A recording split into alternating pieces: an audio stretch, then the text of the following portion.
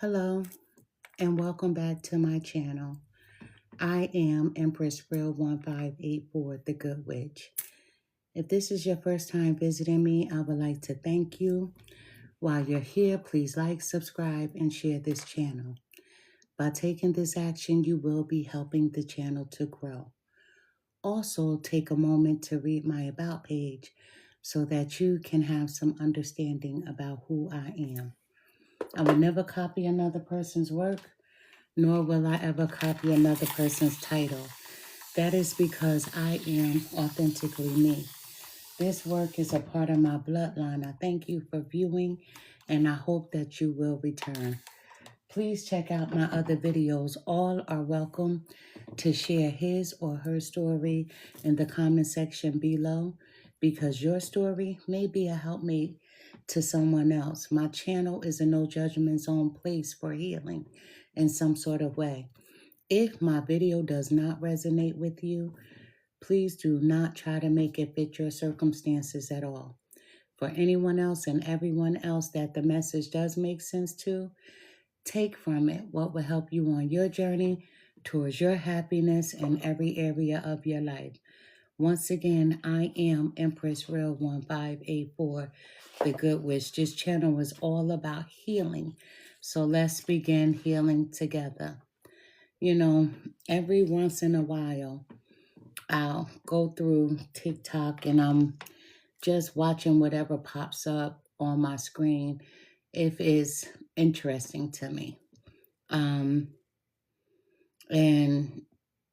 when I was on TikTok, I jumped off and I was on Instagram, and I see today, I saw so many stories of children being hurt by mother's boyfriends or daddy's girlfriends or by mamas and daddies themselves, right? I saw so many horrific stories, and I don't know if it was because I caught one or two that so many started popping up. So I watched them. I'm reading, because sometimes you don't want to watch the video per se. So if they have to whereas the description of the video, I would rather do that. I would rather just read. I read a lot, so I would rather read than watch something, to be honest with you.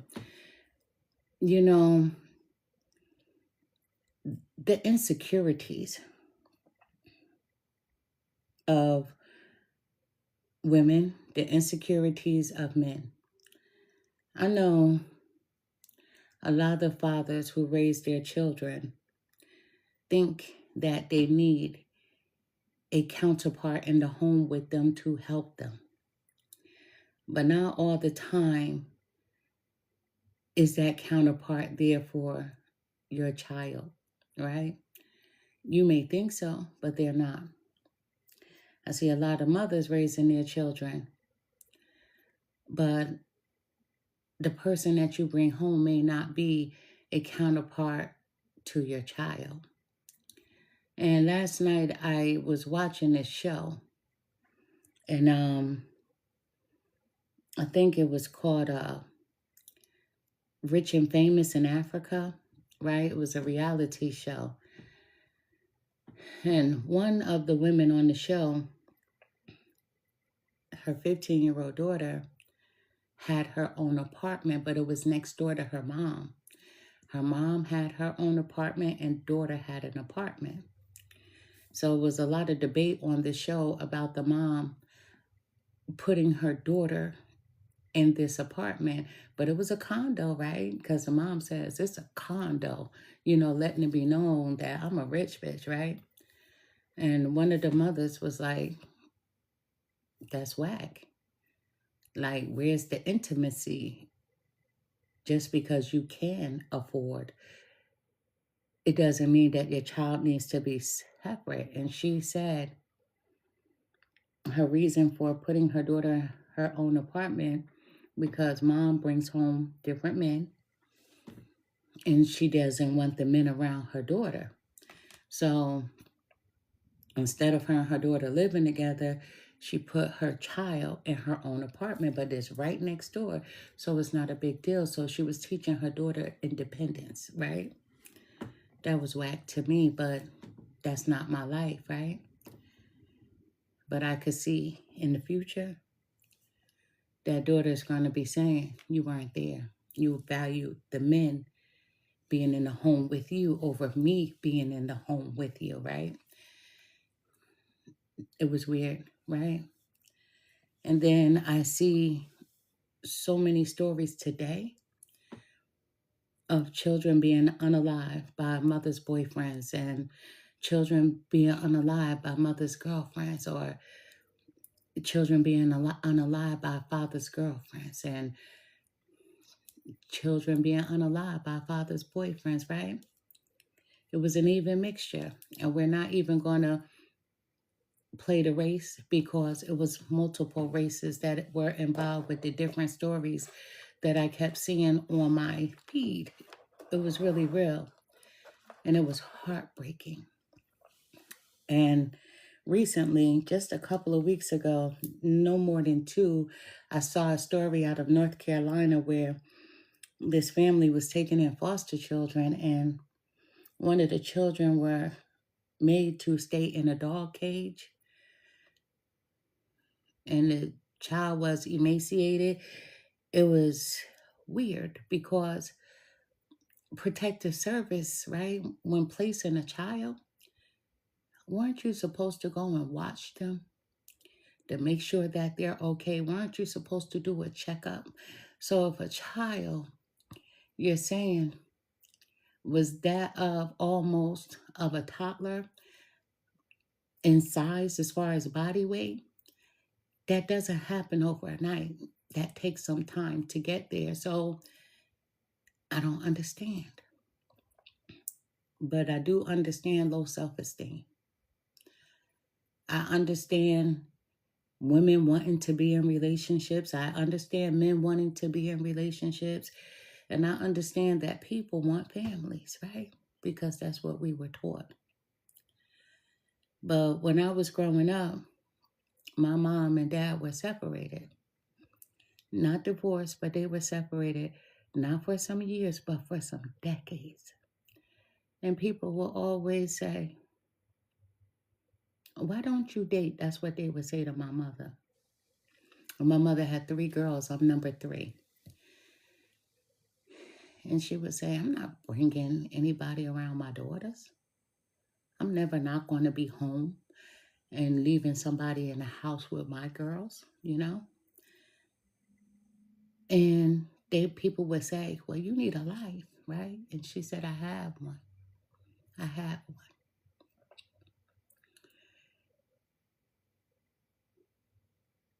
I don't understand how people can protect people that injure and hurt their children as well.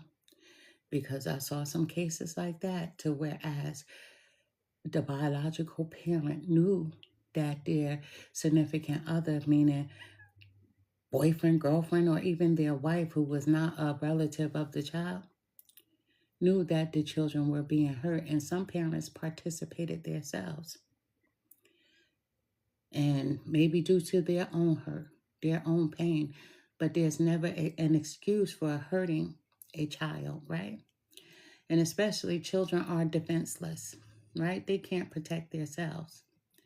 Then I saw a story out of Arizona, but it happened a while ago to whereas this counselor was a counselor for a church and really big and famous on these social media platforms, TikTok, Instagram, whatever. She had a huge following.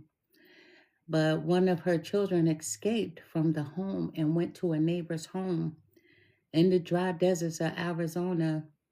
And this woman had $1 million home, all to find out her own children were being abused by her and her girlfriend. The 2 of them were abusing the children, which is crazy to me. It's weird.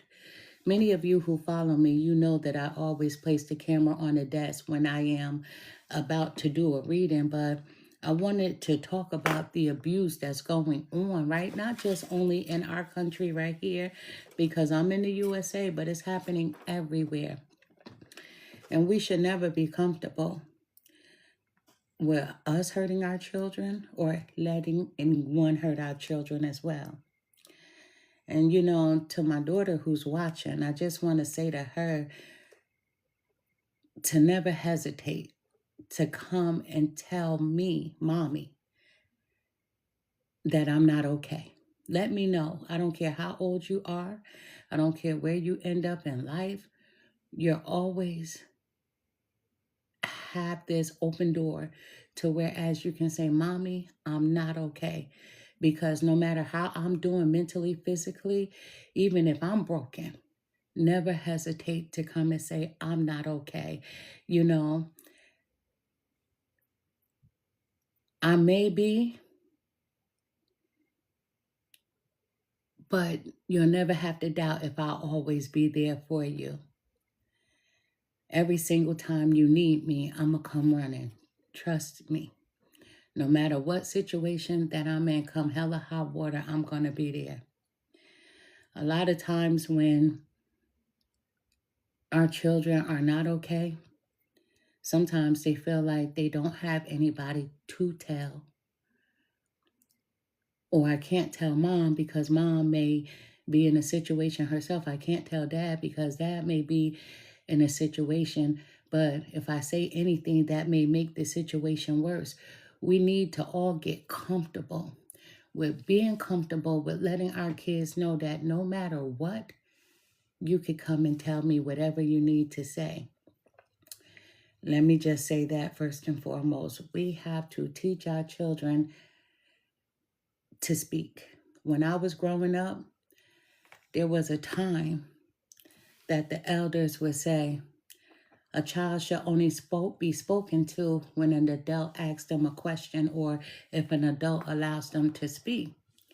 But then 10, 20, 30 years from now, that same adult will come back to you and say, hey, I was hurt. I was abused in some form or fashion. And then the adult will say, well, why didn't you tell me? Because as a child, you told me that children were only supposed to speak when spoken to. Let me just say that. And that's one of the worst things that we can do to our children. They should always be comfortable with someone to be able to speak to. Even if they go to a school official and they say to the school official, this is what's happening in my home, you should never tell your child to say, what goes on in my house stays in my house. That's family business. See, that's another thing that we do. And we should never do that. Allow your child or children to speak no matter what, right? Because you would never say that if you weren't guilty of something. So allow your children to speak, right? It's not snitching. See, we get it misconstrued of what the word snitching really means. You, me, each and every one of us become our greatest self when we work on things that no one can take away from us. Whether it's our mindset, because the mindset matters. Character, our characters matter. Personality, our personality matters. Right, my kids tell me everything. That's right, keep that open door. And your greatest vision of who you are should only matter to you. Another person's perception of you has nothing to do with the inner core of you, of who you really are. Your vision. You must have that vision because the vision is what will help you to grow in life. Many of you who follow me and the ones that are new, I always speak about meditation. But to meditate, you have to have a thought on your mind, and whatever that thought is, you bring it to you. So what you think about, you bring about. So being solo is infinitely better than being around phony people. Let me just say that. Being around phony people who resent you but pretend to care. Nope. I can't ever join in circuses.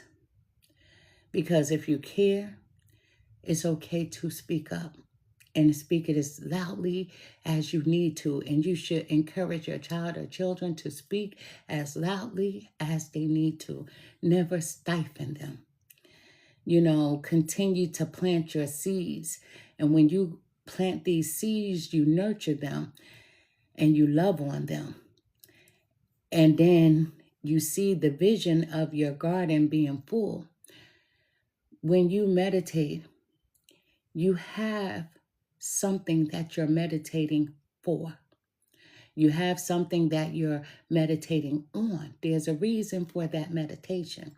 Now, some people go into meditations where they're not asking for anything at all. They just want the universe or whomever they pray to show them whatever that needs to be seen. But then there are others, 9 times out of 10, you're asking for something, whether it's your finances, whether it's good health or a partnership that is going to be good. So you already have a vision before you meditate. So imagine your vision being a garden.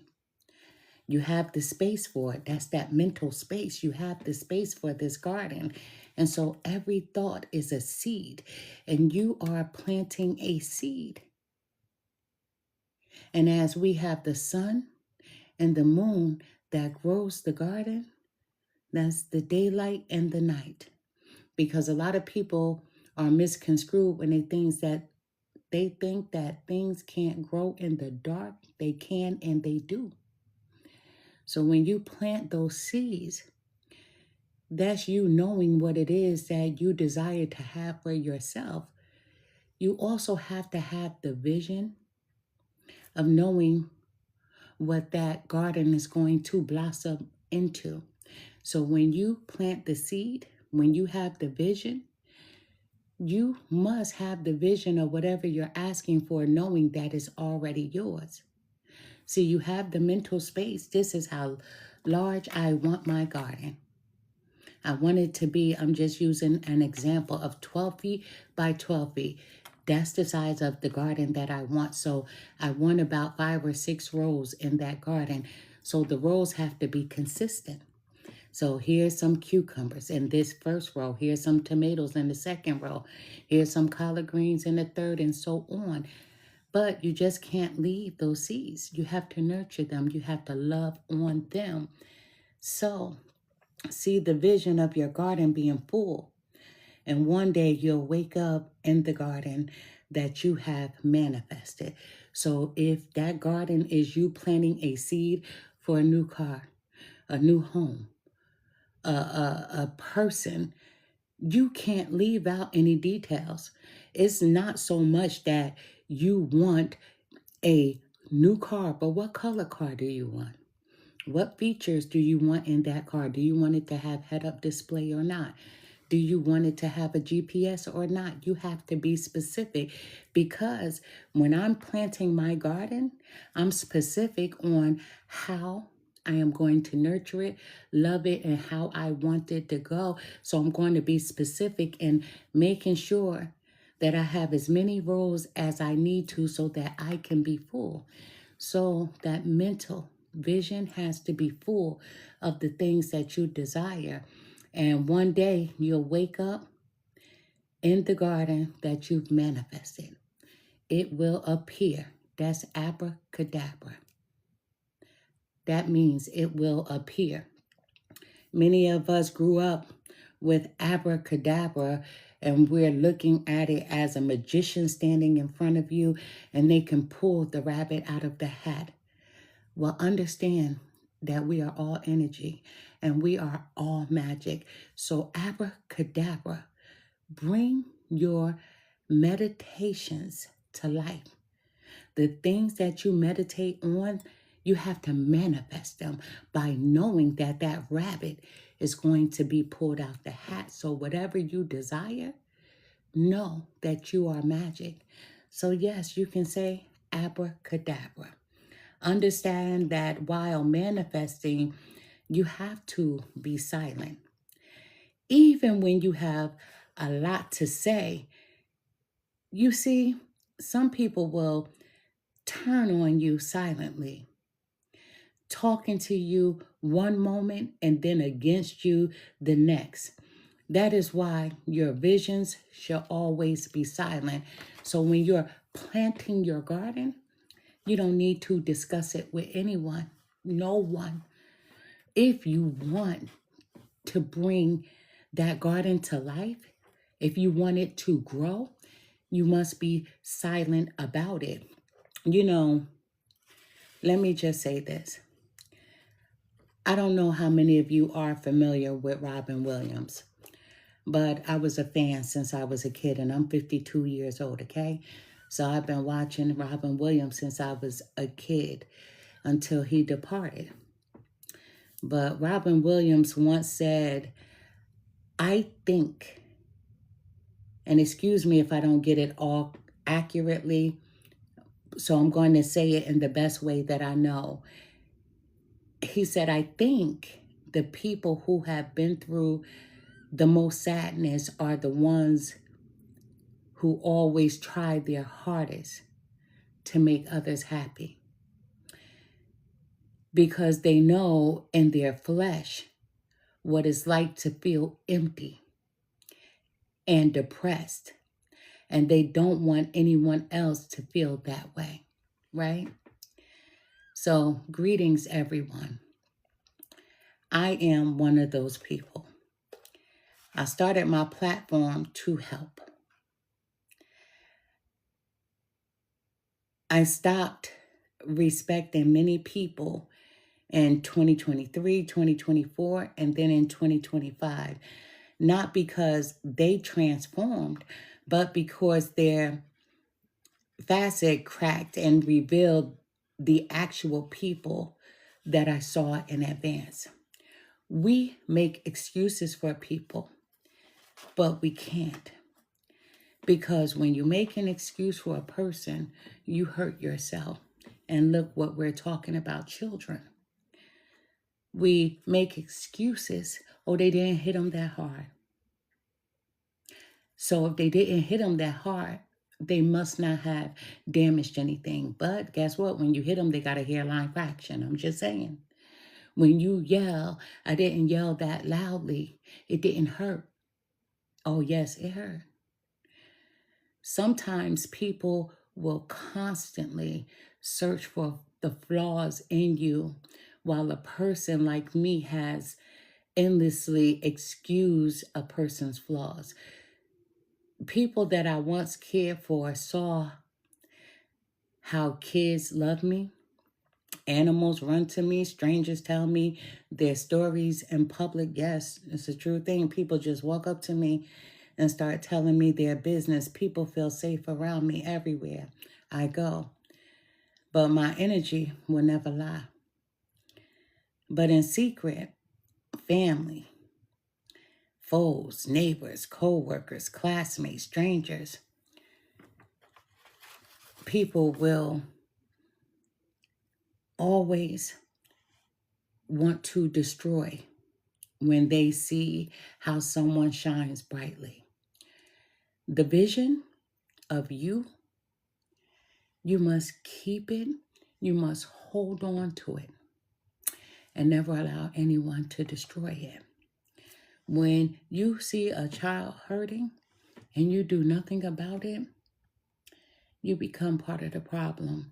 And many of us don't say anything because that's my sister's child, or that's my daughter's child, or that's my son's child, that's my nephew.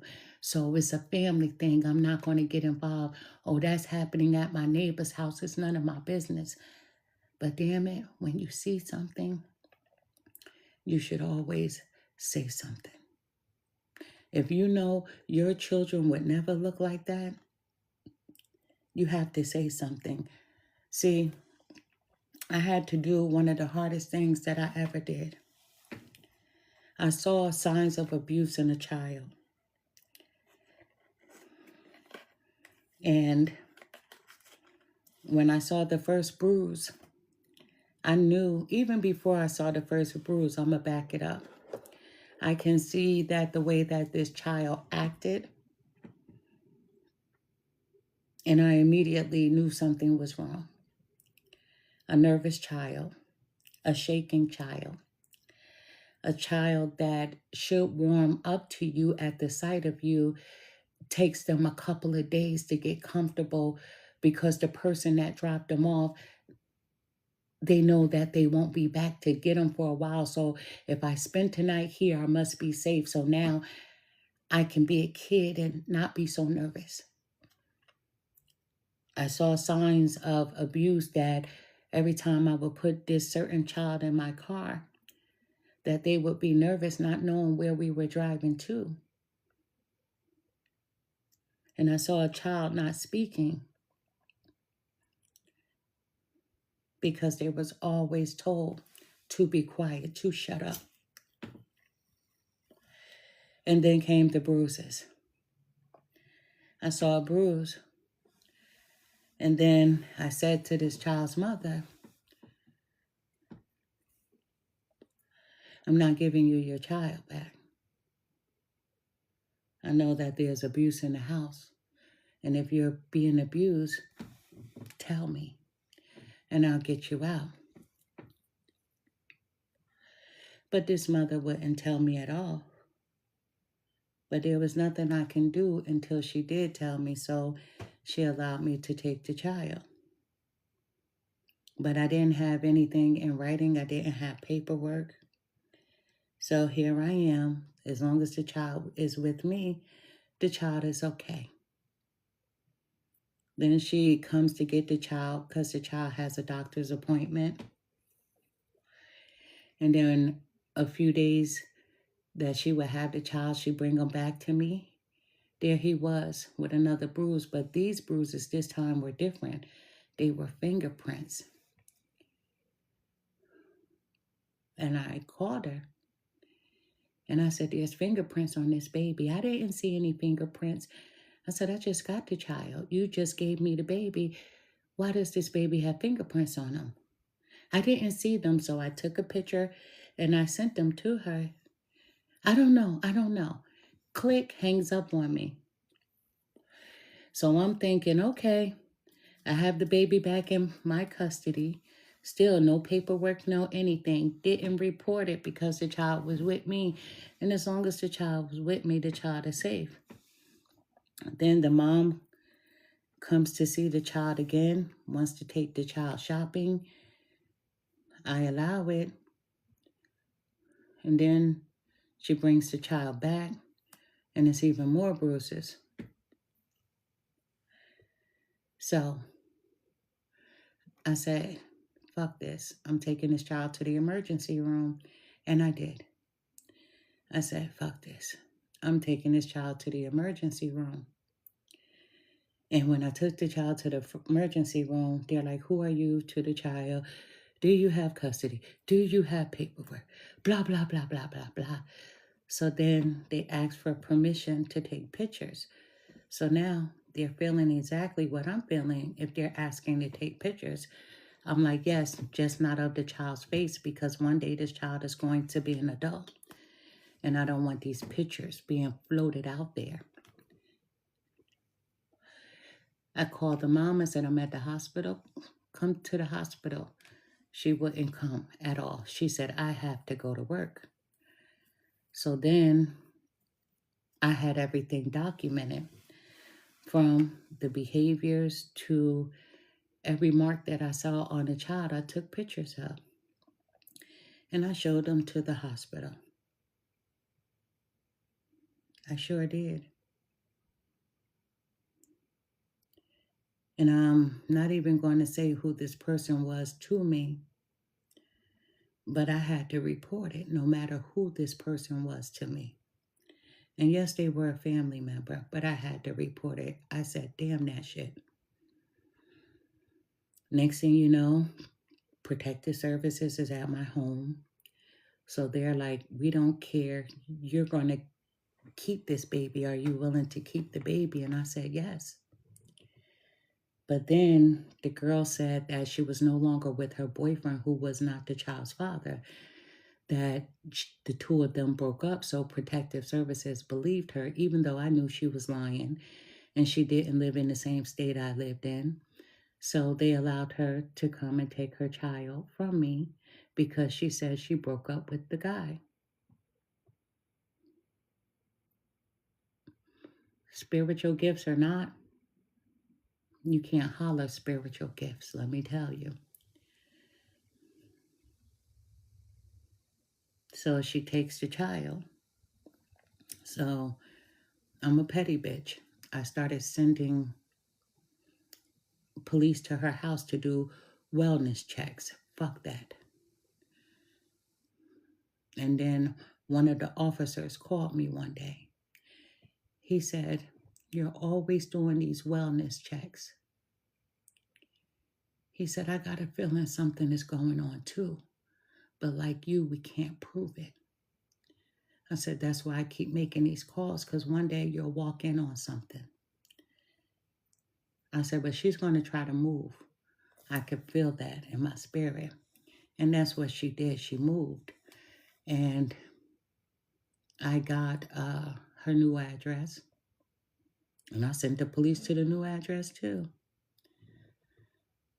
And then once I did that, the child's father that was never in his life, I hired a private investigator to find him. And I did. And he reached out to me. And I told him what was going on with his son. And I told him, and I showed him the pictures that I had of his son being abused. So he wrote me a letter, and he put a lot of details in the letter. And I drove to where this child was, and I presented everything to the courts. But I went without an attorney. I thought that all the evidence I had was going to be enough. And then I said, okay, I get a phone call. And it was my son. My son called me and he said, "Ma, I witnessed the abuse. I didn't know what was going on, but you were right." I said, "What did you do?" He said, "I didn't know what to do." I said, "You didn't know what to do? You didn't know what to do?" He said, "I didn't know what to do." I said, "Damn it, if you were my son, you should have did what I would have did. If you witnessed it with your own eyes." He said, "Yeah, but if I would have did that, what if she would have moved with the baby again? What if she would have disappeared and we not know where she is?" I said, okay. So then I said, now it's time for me to break out my magic. No lie. And I don't care how many of y'all recording. I broke out my magic. And I contacted my ancestors. And then my son calls me, "Ma, what did you do?" I said, "What do you mean?" He said, "This motherfucker's going to the hospital." I said, "That's what the fuck I did. That's what I did."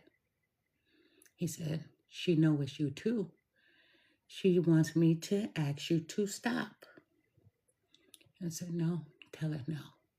And tell her she lucky I didn't do it to her."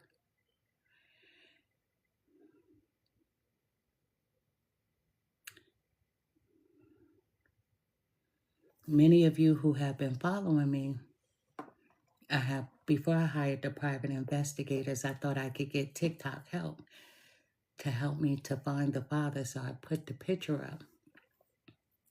And many of you tried. And there was this one chick, she was a rider. She was like, "Look, I got his family, I got his mother, I got his father." I was like, shit. But I said that was taking too long, and I got a private investigator. And man, she kept sending me all the information. And then I'm still fighting. Let me tell you, I'm still fighting for the child. Then I see all these stories today. It just kept popping up and popping up and popping up on my timeline. of all these kids being hurt, of all these kids being in danger, right? And we should never, ever be okay with a piece of D, that the D is, we love the D more than our child, or a man should never love the P, and the P is worth more than our child. And especially for a child that can't defend his or herself. And I'm speaking because mothers, you got to be careful what you bring in home. When I was younger, if I dated, even with me being a mother, because I was a teen mom, nobody, no man, no woman had ever met my children. Because what I did in the streets stayed in the streets, and I never brought anybody home. Nobody could ever say, I know her children or her child, because you didn't. I was never one of those people, because a lot of y'all do this, that's your cousin. Oh, that's my brother. Nah, we ain't blood related. So I never allowed my kids to meet anybody, because we not cool like that. If I won't let you babysit, we not cool like that. So there's no reason for you to know my children at all. My kids can't say, mommy dated this person or mommy dated that person. Now, if I want it long term, then my kids met that person, which was the man that I did marry for 20 plus years. And now my second marriage, my children are adults. My children are adults. There's no little children between us. But before I got married to my first husband, that's the only person besides their father that my kids ever knew, was the man that I married. But so many of y'all are so, and I say y'all because there's a lot of people popping in and out, but you're so okay with allowing a stranger to meet your kid, or if you got to go to work, to allow this stranger that you don't even hardly know to babysit your child or children. That's whack. That's lame. Because you just getting to know the person. Even if you've been dating them for a year, you still don't know. You still don't know them. Same thing with guys, because there are a lot of single fathers out here. How you doing? And the same single fathers, same thing. These girls, they want you. They don't want what comes with you. I saw, and I don't know how many of you saw it, a guy who shared an apartment with his girlfriend and left his son there with the girlfriend babysitting while he was at work. And he came home. She had a child too, which wasn't his. And she was eating Popeyes. Her child ate. And the little boy said, I'm hungry. So he asked the girl, did you give my son some food? And she was like, no, that ain't my son. He said, did you feed your child? She said, yeah, that's my child. He said, we've been living together 2 years. You mean to tell me you didn't feed my son? She was like, that ain't my kid. And she was still sitting there eating Popeyes. He was like, bitch, you got to go. You got to get the fuck out. She was like, I don't got to get out. He was like, your name not on this leash. You got to go. She was like, I'm not going anywhere. Anyway, the camera cut off because you could tell it was a little tussling in the background, as it should have been. And that was wild. So you mean to tell me that this female could sit there eating Popeye's chicken in front of this little boy's face, but her child is fed, but this little boy couldn't have any food? That was lame. But it's a lot of trifling chicks and it's a lot of trifling men. And what's crazy to me is that social media is accepting. They like ratchet behavior. And ghetto-ness needs to go out the window, because we're fighting. On so many levels, we're fighting. Not only because of the color of our skin, we're fighting for the next generation, our children. We're fighting. When the world of social media, it's okay to go shake that ass. It's okay, right? Because you love that. And then when you see a story of a child being unalive, then you're writing tears. I'm sad this happened. Oh, we ride out at dawn. We should all jump in and go help. And everybody wants to be the private investigator. But social media is what people condone, the ratchetness.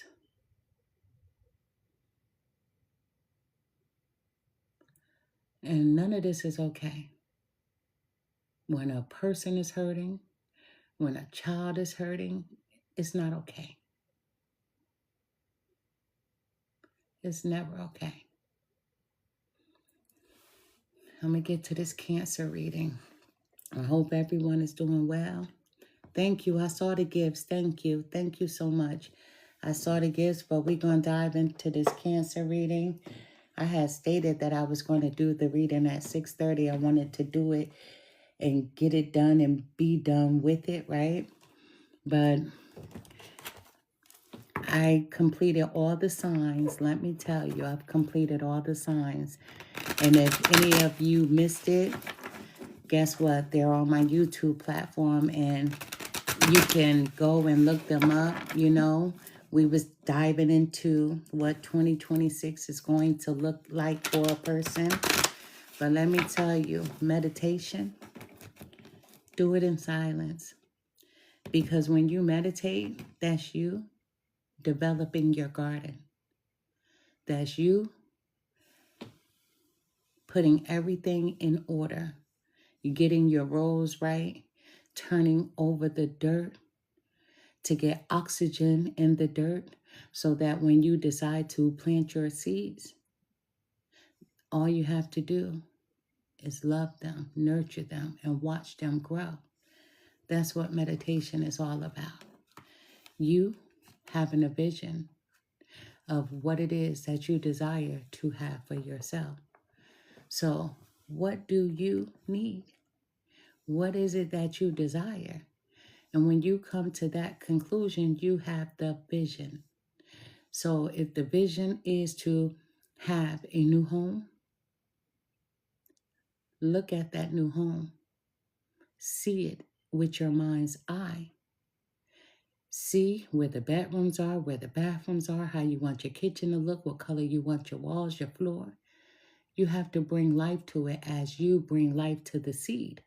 You have to water them. And many of us, we speak to our plants so that they can grow because they're energy. And they nurture us. They feed us. And when you set your vision, you bring it to fruition by knowing this is what I desire, knowing that you can have it.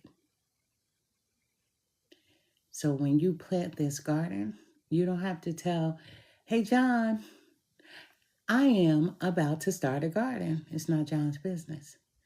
Hey, Mary, I'm putting in this kind of seed and that kind of seed. It's nobody's business. This is your vision.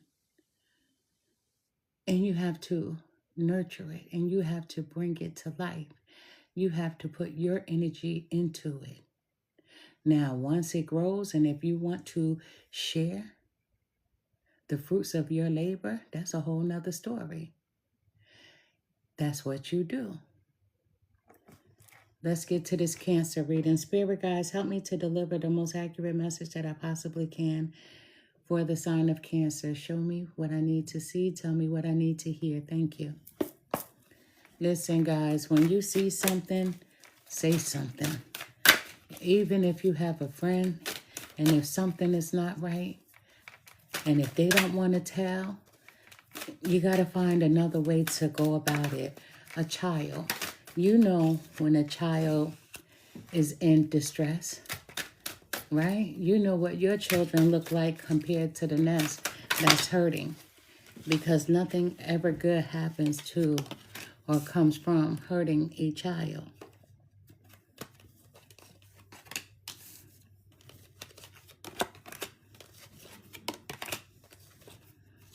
But when you see something, say something. Let's get down to this reading. We're starting off, this is for the sign of Cancer, my water signs, right? A lot of Cancers, they love shiny and bright things. They like bright oranges, bright yellows. They love silver. They love gold, right? The crab is attracted to nice, shiny, and bright things. The crab has pinchers. And sometimes with those pinchers, they hold on a little longer than they should. But when they're ready to let go, they open those pinchers up and they let go. We're talking about the crab, whether you are a Cancer that's in your sun, that's your moon, that's your rising. We're talking about the crab. We're going to see what's going on today for our water sign, right? And let me tell you one thing about the crab. If their arm breaks, right? Or if their leg falls off because they've gotten injured in some way, it always grows back. Let me tell you. So like how a snake can shed its skin, the crab can shed its shell. So we have the hard, strong crabs, and then we have those crabs that are soft. However, those soft crabs that people think that are so emotional, guess what happens? They're only soft when they're shedding their shell. And then when that shell grows back, it's hard and tough. So a lot of people think that you can play with a Cancer, that you can treat Cancer any way that you would like to. They're stronger than you can ever realize. Because if you think that you've broken a piece of them, it will grow back. We have the Six of Pentacles. The very first card that we're starting off with is the Six of Pentacles. With us starting off with the Six of Pentacles, that's giving and receiving. And what does the crab do? The crab gives so much of his or her energy to someone, but they also want something in return. They want loyalty. They want honesty. So if they give, they do expect something back. It has to be equal give and take. You may give the crab 100, right?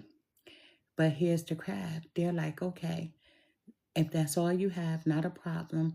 But here's my 500 to your 100. Listen, they don't desire much, but what they desire is loyalty.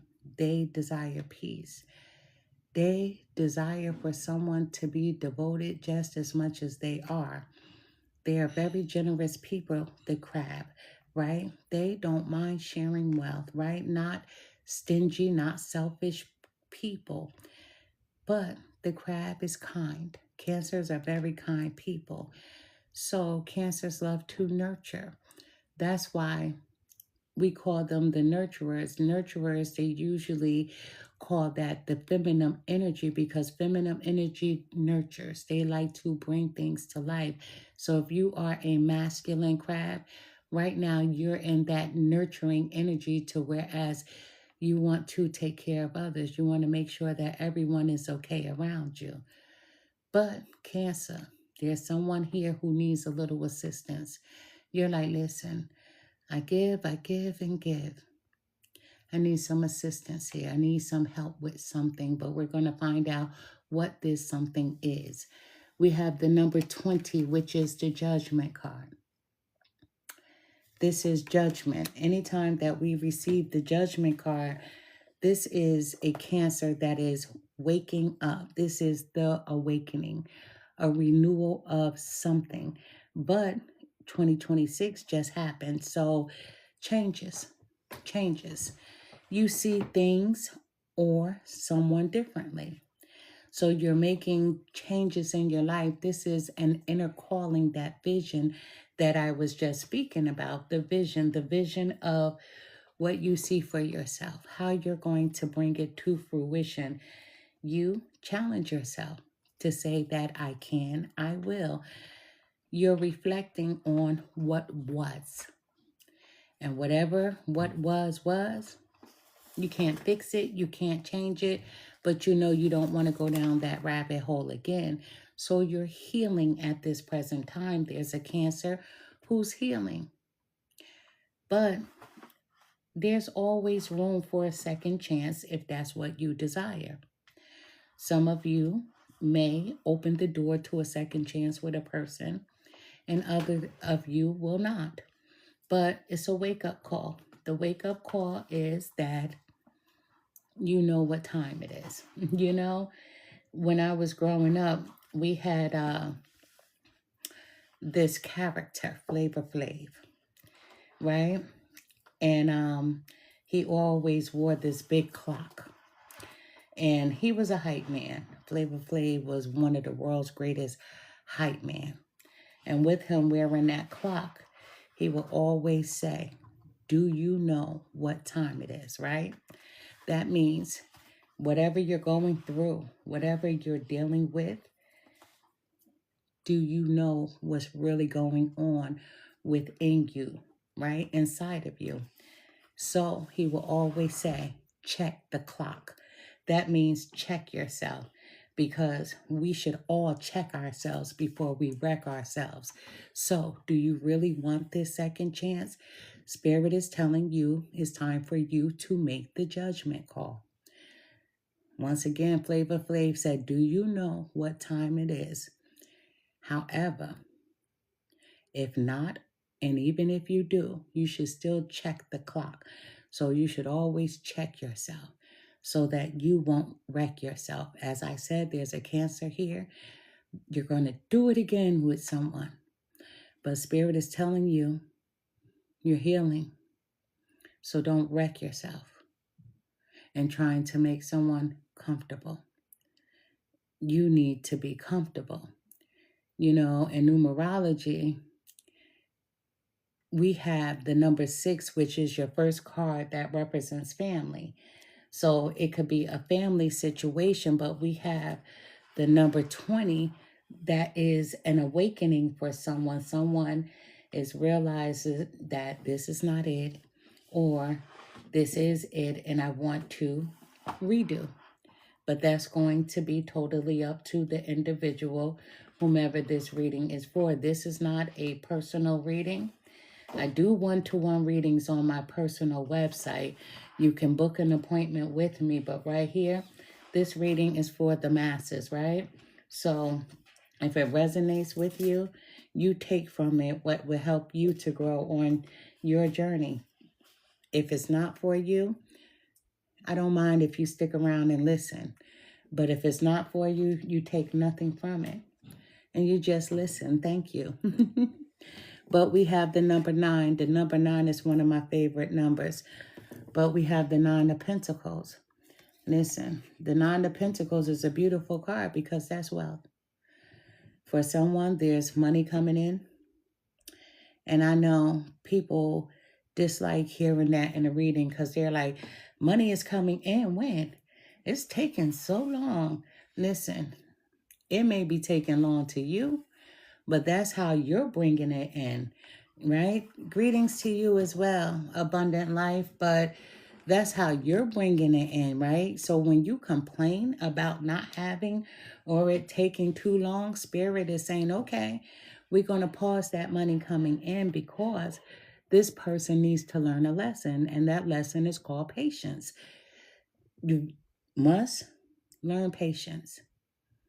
When you start complaining about not receiving whatever it is that you've been trying to manifest, when you complain, but you're manifesting, those two things don't go together. They don't go together. They don't work together. When you meditate to manifest, you have to know. You have to have that vision, and your vision must be clear. And when you have the vision of knowing that it's coming and that it is yours, you've already won.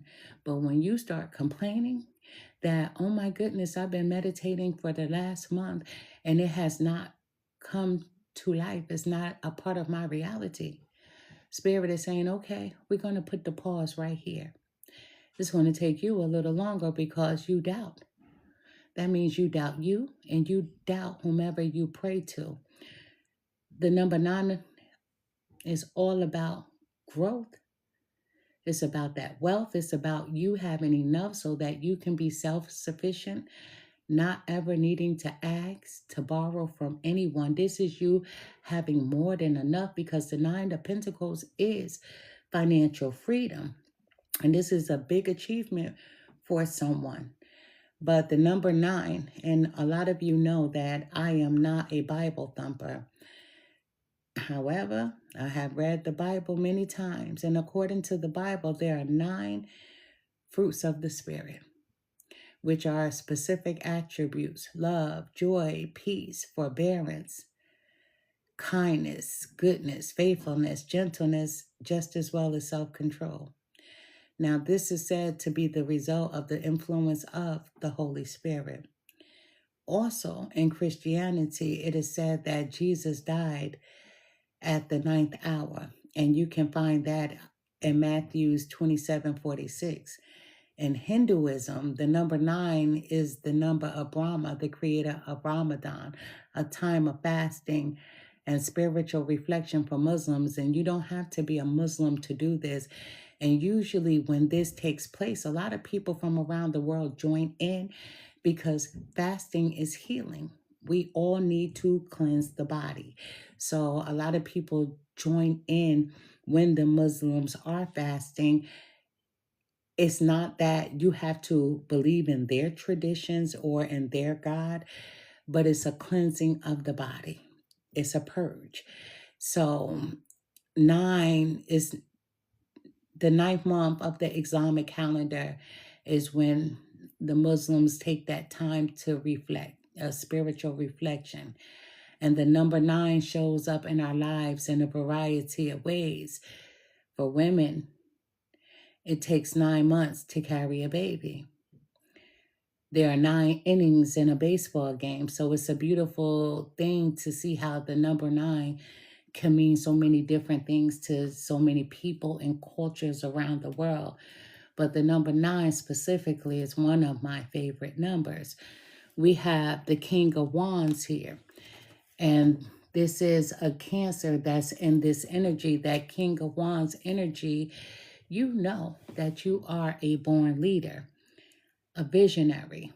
So it's not going to be hard for this specific Cancer to vision what it is that they're trying to bring into their reality. Listen, I'm speaking to a Cancer who's bold, not only in the way that you dress, but with your energy, and you don't mind challenging yourself, because this is a Cancer who I'm speaking to that's a boss of your own life. You're magnetic. You have that magnetic energy that people are attracted to you. As I said earlier, I'm the type of person that if I'm out in public, I don't meet strangers. I always encounter someone who's all of a sudden just starts telling me their life story. Or if I see someone and I see that they're not doing well, I'll walk up to them and be like, "You're gorgeous. You're beautiful. You're handsome. I like your shoes. I like your outfit," because I'm all about uplifting. But I'm speaking to a counselor.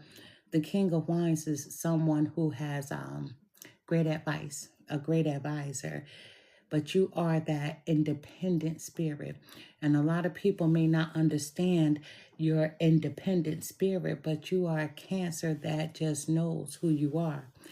We have the Queen of Wands. So here we are with the King of Wands energy, and it's being backed up with the Queen of Wands as well. So here we are, the masculine and feminine energies. The Queen of Wands is someone who is a popular person. So Cancer, I'm speaking to someone who is popular. People like you. People like you.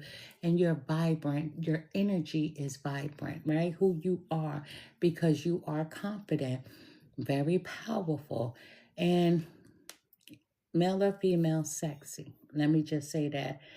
But strong. You have that take charge attitude. I can do it. I can get it done. You understand? You believe in you, and you believe in that higher power of whomever it is that you pray to. You understand? So we have the number 13, which is the death card. And this is the Scorpio card. So anytime that we receive the death card, an ending has already transpired or is about to transpire. However, with the death card being here, something is coming to an end, so something beautiful can begin. And as we saw with the second card, the number 20, the judgment, a second chance. So there's someone here that may be giving someone a second chance. However, you could be taking a second chance at life and having a new beginning for yourself, having that energy of transformation, because in 2026, we should be leaving all that negativity behind us, not bringing it into this new year. But there's a change happening for someone, a new beginning. Now, some of you may feel like this new beginning, you've lost something in the background.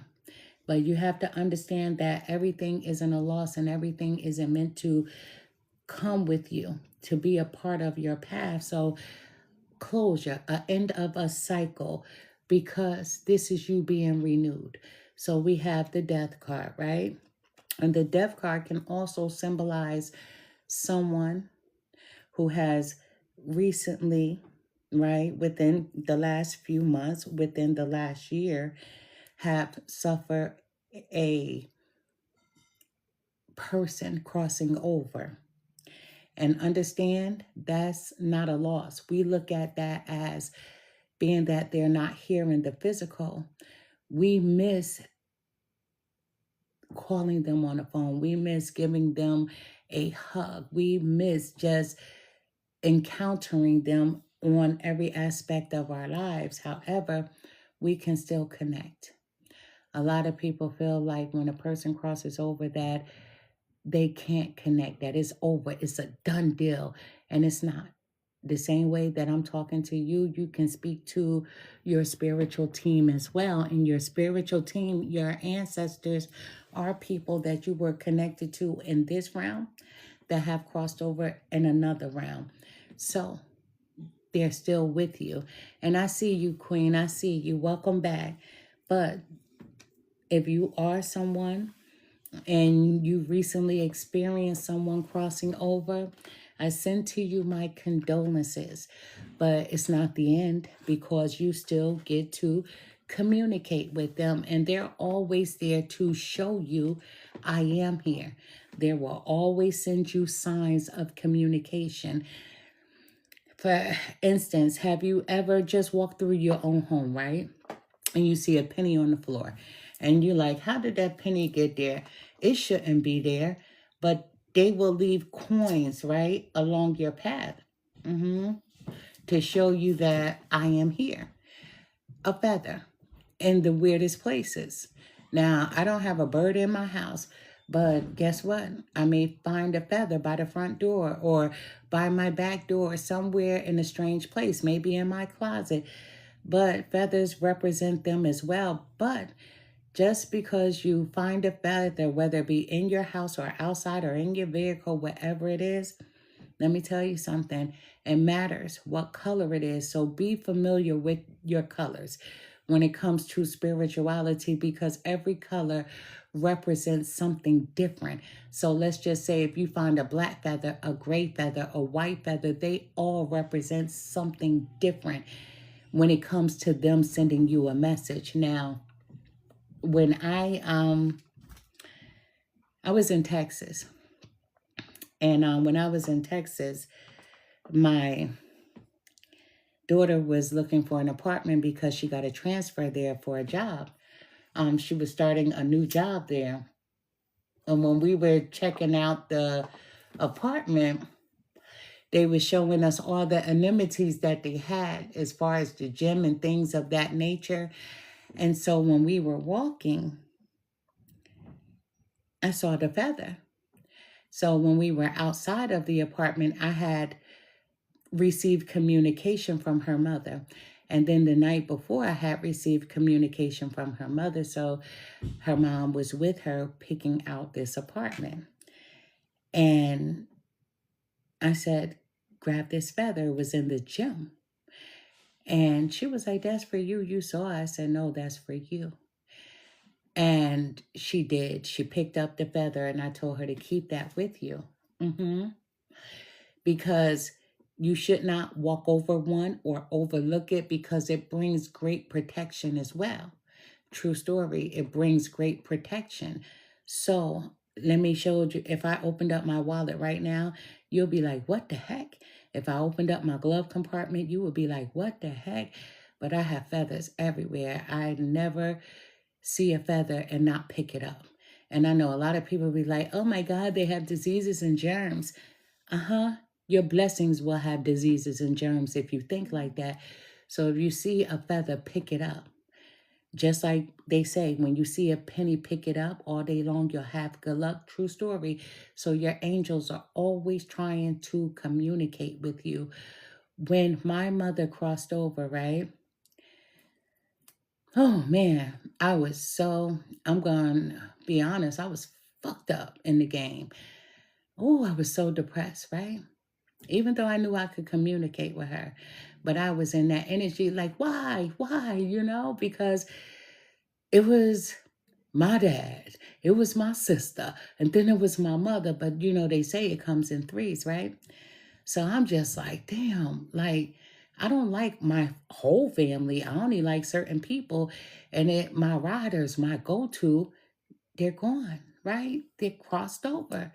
So my daughter and I were watching TV, and the house is dark. The only light on in the house was from the television.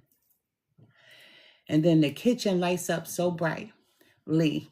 And she looked at me, I looked at her, and we both said it. I said to her, "Is your grandma?" And she was like, "Mommy, it's grandma." So we both saying grandma at the same time. So we didn't get up. We knew what time it was.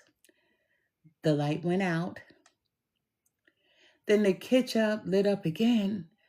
So I'm like, wait a minute, how is she doing that? Because the light is not on, the ceiling light. So I was like, that looks like the light from the refrigerator. So she was like, you going or I'm going? And I said, look, we just going to wait a minute because I know my mom. And then earlier that day, I went grocery shopping, but I left a few things on the counter. And my mother wasn't that type of person to leave anything on the counter.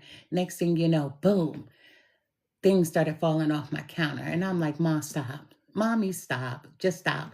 I acknowledge you. And that's what they want. They want you to acknowledge them, because that's you. When you acknowledge them, you make a connection to them. So now that you've made that connection, like, I know you're here, then they'll guide you. They'll protect you. And let me tell you, they won't intrude.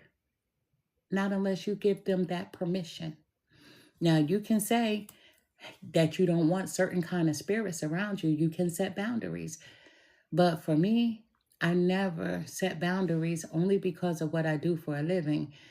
With me being a medium, me doing readings, I never set boundaries with spirits because I don't want to miss a message for anyone. No matter how the message may be, I don't want to ever set boundaries, right? Which is not the best thing. And it's not the worst thing, because all spiritual encounters are not a beautiful thing, right? But with the 13 here, the death card, this is transformation with you, within you.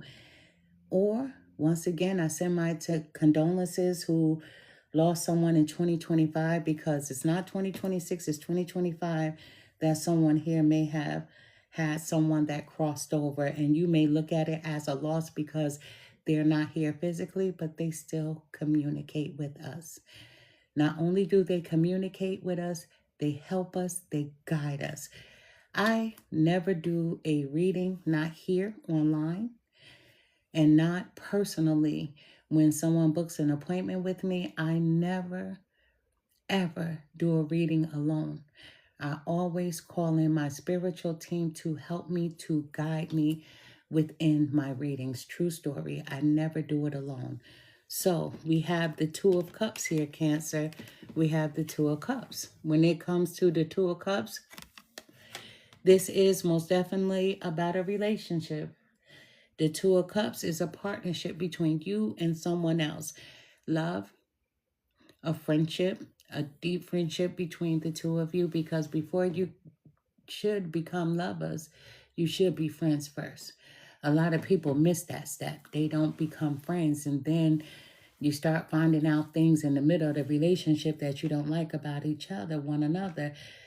But this is a partnership, right? The two of you are mutually attracted. So if we go back here to the number 20, which is the judgment call, you may be giving someone a second chance. But there's someone here that is not giving someone a second chance. But the Two of Cups, this most definitely means that you're going to be reconciling with someone, a union, that the two of you have a mutual attraction for one another. You share a special connection. However, this time, if you do decide to give this person a chance, you talk about things. You set boundaries, right? And if someone can't hold to those boundaries, you walk away, right? Because life is short, time is short. We have the Five of Pentacles. With the Five of Pentacles, there's some financial hardships here. Yes. And it's a lot of worry that surrounds this whole situation. But that's because someone here has a lack mindset. A lack mindset means that there's someone here that put the pause on their blessing that was coming in. That's negative. Negative thoughts. Doubt is negative. So you can't need something, want something, desire to have something if you don't believe that you can. And when you believe that you can't, or it's taking too long, and then I've also hear people say, well, the spiritual world has forgotten about me. No, you've forgotten about yourself because you doubt your power. You don't realize that you are a magnet. A magnet, what does it do? It draws things to it. So our soul is a compass. The core of us is a compass. What does the compass do? It warns you to danger. The compass also tells you when you're going in the right direction. But a lot of times we ignore our own soul's compass, right? We do. We ignore it. Like when they say a person ignores the red flag, because Cancers, you like to think that you can fix someone. You can change. You can make them better, but they have to want that for themselves. So you're struggling and you feel alone. You feel abandoned within the situation. The Five of Pentacles is that for someone, a financial hardship, but there's a lot of negativity going around you that circles you. So what do you do with that negative energy? You have to push that shit away from you because you don't want to draw it in. When you draw it in, it brings in that worry, that anxiety. It brings in feelings that shouldn't be around you when you're trying to manifest beautiful changes, that transformation that's happening within your life. So now we have the Ace of Wands. So somebody is going to do that. You're going to push that negativity away. And now you're bringing in the Ace of Wands. The Ace of Wands simply means that you're on a new adventure. You're like, okay, I can do better. So you have this creative spark. That creative spark says to you, Cancer, drama doesn't live here. Negativity doesn't belong here. Disbelief in the magic that I have, abracadabra, that doesn't belong here. I know that I am the magician. I know that I am the author of my world, of my life. I get to write the next chapter. So what do? You will it on in. You are the magnet and you bring it to you. You bring it to life. As long as you have a vision, the vision is creative in itself because it takes a lot of people to be creative like that. That's why you should never stifle a child. Children have the best and the greatest imaginations. So to be able to have a vision, you will have to have an imagination. And so having an imagination is you being creative. So once again, I'll use the same example. Uh, You're envisioning a brand new car. So if you want a brand new car, you should know what kind of car you want. You have an idea. So within that vision, you see the car in your mind's eye. Not only do you see the car, the make and the model, the color. Do you want a 2-door or 4-door? See, being creative, you have to envision as many details as you possibly can. So now we got that worked out. What other things would you like to see within that car? So once again, do you want head-up display or not? Do you want a navigational system or not, right? Do you want a booming system or not, right? What do you want? You put in as many details as you desire, and that's how you are creative. That's how you have to use your imagination with you bringing to life what's in the mind's eye. So, what does it take? Willpower, knowing that you are strong, that you can. And what else do you need? Inspiration. What is your inspiration? You, you, and you. Because I am inspired by me, me, me. You have to attract it. So, you know what kind of car you want, so you are attracted to that vehicle. So, you may see it, a person driving it, you may see it on a lot at a car dealership, but you know that you are attracted to this make, this model. You know what your favorite color is or what color you would like to be driving. So you are attracted to it. So if you are attracted to it, bring it to you. You have to know that you are a magnet because our soul is the compass of who we are. We have a bonus card, which is the Knight of Wands, Cancer. The Knight of Wands, passion. Very passionate. So there's someone who's passionate about you. It could be this person, that 2 of Cups, that you're thinking about giving a chance or not. However, they're lusting over you. So you be careful with that because you may get into bed with them and it's going to be the same shit, but on a different day. So be careful. They could be very charming, male or female, but you want more than that. So life, you understand, is an adventure, but you need to be inspired by your actions. So you have to set boundaries for yourself. Do I just want someone to lust over me, or do I want someone just to have passion for me, or do I want more? Because this person is going to be flirtatious.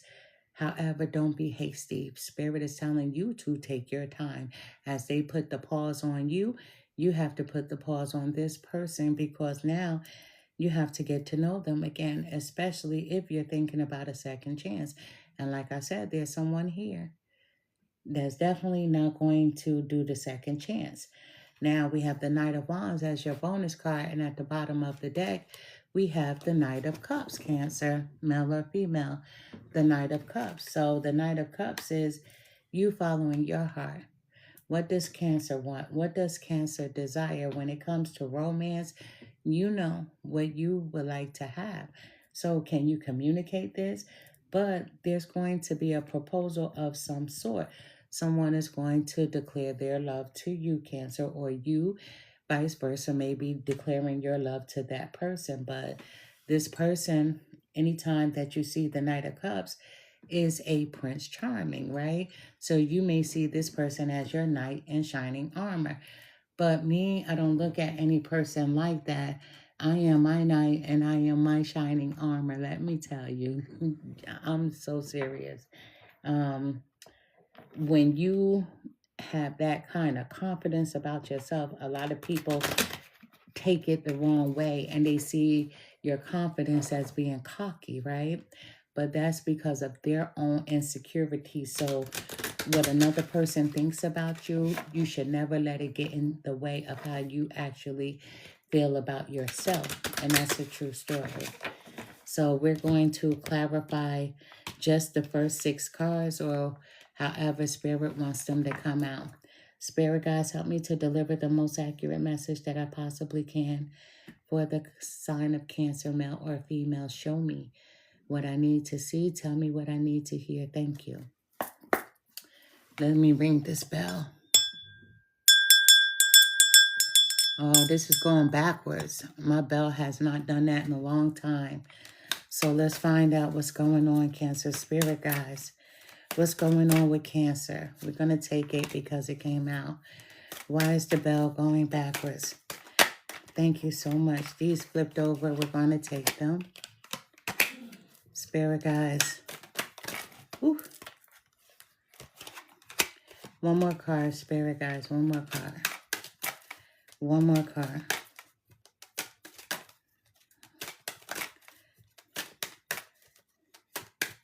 One more card. Ooh. Spirit is not giving me that one more card, but more than one. We have a 9 card. So the first card that we have is the number 32. That's on top of the 6 of Pentacles. That's that giving and receiving. That's you being generous, but you want that give and take situation. But there's some sorrow here between you and another person, Cancer. You are stressed out. There's some sadness that's going on within you. So you're like grieving. And if you're the Cancer who's recently had a crossed over loved one go into another realm, once again, I send you my condolences. But you could be grieving a situation, a relationship that wasn't good, right? So that brings in a lot of anxiety. Some of you may be weeping, crying a little, but understand that weeping endures for a night. You shouldn't allow yourself to stay there in that energy. You gotta pick yourself back up. You gotta bounce back, right? Your greatest inspiration is you. So we have the number 20, which is the Judgment card. This is renewal. This is you getting back to life. So some of you, Cancer, once again, if you're not taking your person back, you will be meeting someone, and the two of you are going to court. That's, because the card is the courtship card. So my grandmother, right, she would say, look at them, they're courting. Courting means you're simply getting to know someone, right? Their likes, their dislikes, their favorite color, right? What they like to eat. You're creating a friendship. Now, if you are someone that's taking your person back, you're getting to know each other all over again, so you won't make the same mistakes, you or your person. But this is the number 4. And you all know how I feel about the number 4.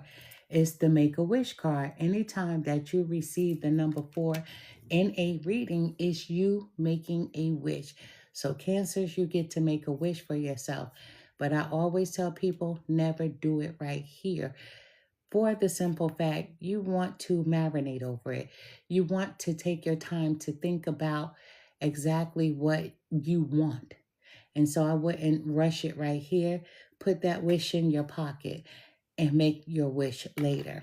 So we have the 9 of Pentacles, right? So the 9 of Pentacles is wealth, right? This is someone, when this money comes in, you're going to be self-sufficient, not having a need or want from anybody. This is financial freedom for someone.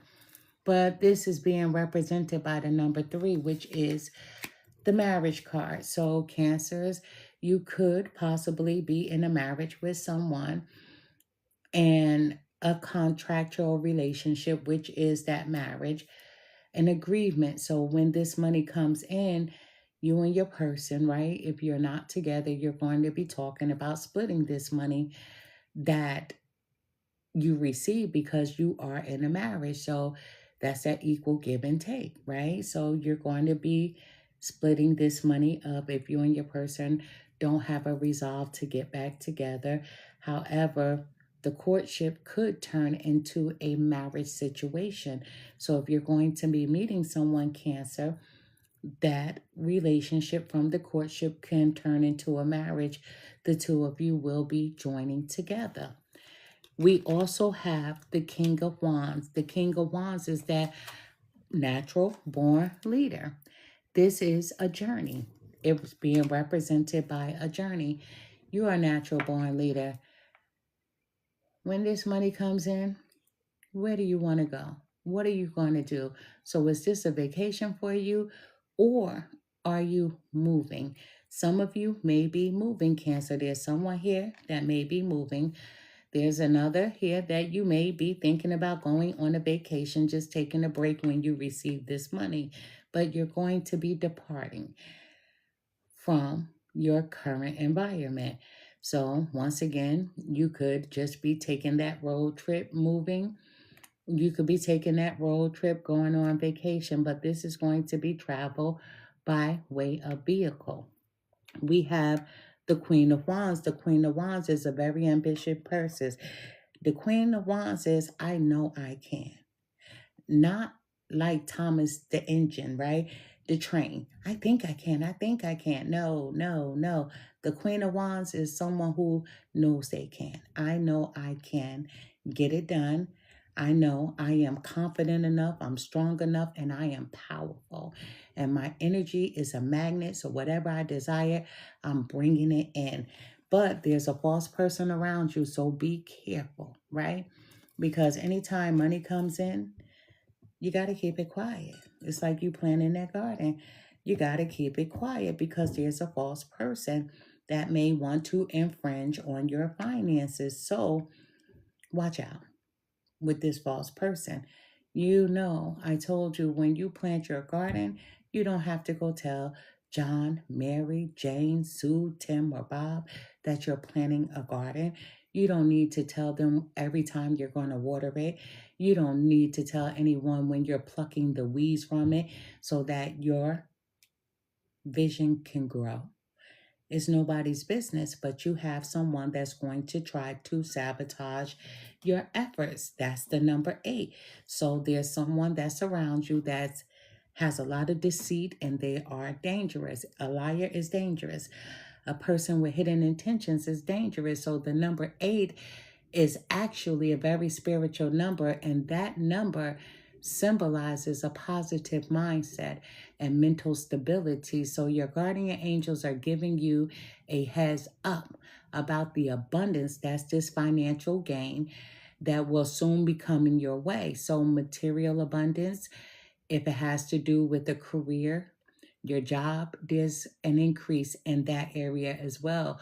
But you do need to find balance between the spiritual world just as well as the material world, the material aspects of your life in order to live as abundantly as possible. You know how sometimes when you meditate and you manifest and you bring it into fruition, and when you get that money that you've asked for, some people, they start living their lives the same way.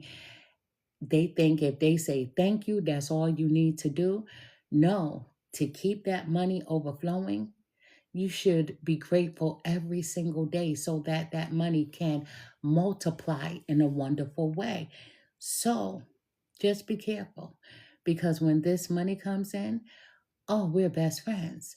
Oh, I love you. But they're full of deceit, and deceit is very dangerous. We have the number 18, but it falls on top of the Death card, the Scorpio card, the number 13. That's endings and rebirth. That's transformation. But we have the number 18. We have child. Crazy, I was just talking about children within this reading. But what do children need? Happiness. Children are very charming, aren't they? But the most important thing about a child is they're innocent. So Spirit wants you to connect back to your innocence, not to be gullible because we have a false person around you, but this is you tapping into that childlike energy, doing something new but simple. Spirit wants you to be playful, to have fun, because there's someone who lacks experience in having fun. Life hasn't been so kind. So Spirit wants you to transform. So when this money comes in, Spirit wants you to do something for you. They want you to do something for you that's going to make you happy, that's going to make you smile, right? Because you are inexperienced of experiencing total happiness. Listen, we have the Two of Cups. The Two of Cups represents a partnership. This is followed by the number 2. Unexpected money. Once again, money is coming in. So Cancer, bring it in. Be the magnet of what you desire to have for yourself. So you know that money is coming in.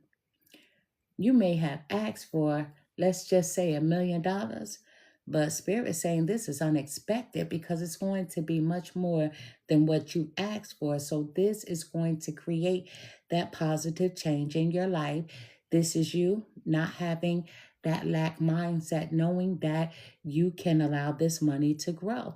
This is abundance of never needing or asking anyone for anything. And you can turn this into generational wealth if you choose to.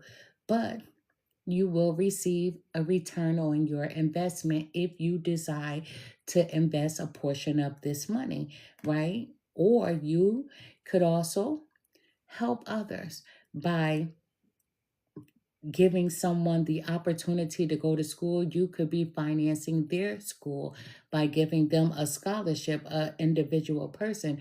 You may be able to give someone a grant as well. So there's a lot of investments that you can make within a person that needs that help, or even within yourself, so that you can have that generational wealth, so that money can continue to grow. We have the Five of Pentacles, Cancer.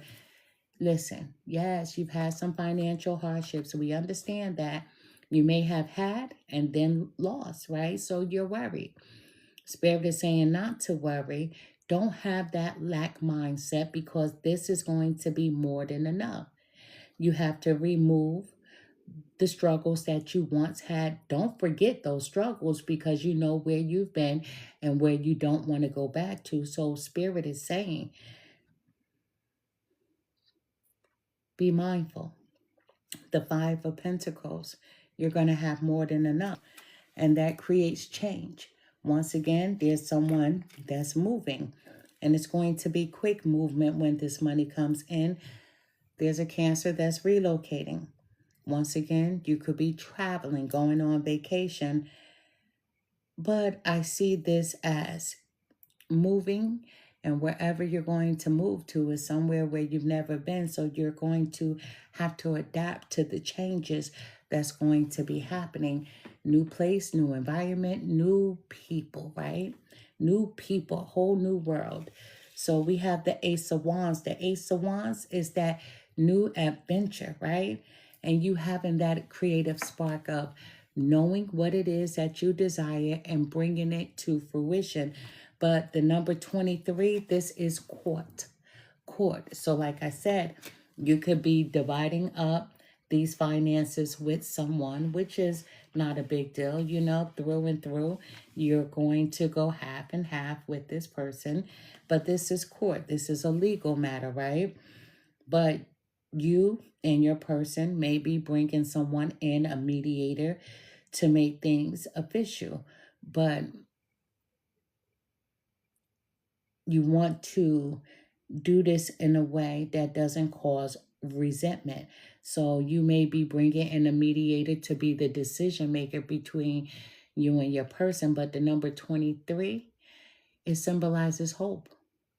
It symbolizes faith, and it symbolizes new beginnings. It's also a reminder that no matter how bad things may seem, there is always a light at the end of the tunnel. So on the negative side of the number 23, it can represent fear, insecurities, and doubt. It can be a sign that we are not living our best lives and we need to make some changes. Either way, the number 23 is definitely worth paying attention to. Some people believe that it is a sacred number with mystical properties. Others believe that it is a lucky number that can bring good fortune. So you can look at it in so many different areas. The way that I look at the number 23 is that new beginnings, having faith, knowing that I am a magnet and I have hope that everything is going to fall into alignment. I'm just saying, that's me. Now, at the bottom of the deck, we have the Knight of Cups. We have the Knight of Cups here. So this is following your heart for someone. The Knight of Cups is all about romance. Someone may be making a romantic proposal towards you, but it's also being represented by sad news. This is the number 14. So sad news is what? Disappointment. Because you may be like, okay, I'm moving. I'm making some changes. Things are moving fast, but there is some disappointments here. And you may feel like it's a setback, especially if you are leaving something or someone behind, if something didn't work out. However, Cancers, depression is a real thing. So be careful, because what does depression do? Depression can bring in health problems, such as high blood pressure, such as headaches, and so forth. So just watch your health. You and a person could have a misunderstanding about something as well. And that may be a reason why this mediator needs to sit at the table with the two of you so that you can go over things so that you won't have a misunderstanding. But there's going to be some unexpected sad news. But always remember, anytime that you receive sad news, you can bounce back. This money, for some people, they say that money is the root of all evil. Never look at money like that, because money helps, right? Buy groceries, medication, right? Pay your bills, whether it's your electric, your water, whatever the case may be, your car insurance for this new vehicle. So money creates problems, right? Within people, because we have a false person, someone that's going to pretend, oh, we cool, you're my best friend, oh, I love you. But be careful, because there's some deceit, especially when you start showing your hand when this money comes in. And you're going to be like, well, how do they know that damn new car? How did Cancer get that new car? Ooh, Cancer is packing. Cancer is moving. How does Cancer get to move? Cancer got new clothes on. So somebody is around you watching. Be careful. It's a false person, right? And when money comes in, that brings the wolves out. Sometimes people try to sue you. They come over your house and they trip. I'm going to sue Cancer's homeowners insurance because they got money, right? They can afford it. So be careful with that. Be careful with that. Be careful. But I'm going to pull one more card to end this reading. I'm trying to see which deck that I am going to pull.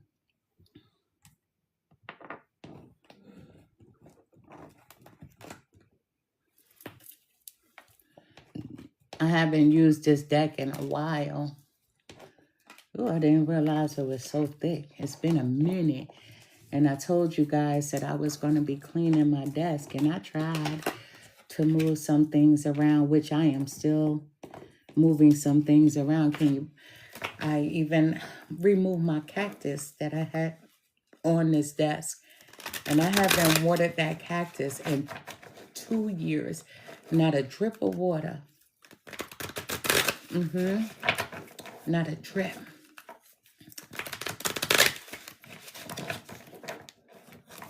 I'm a cactus freak.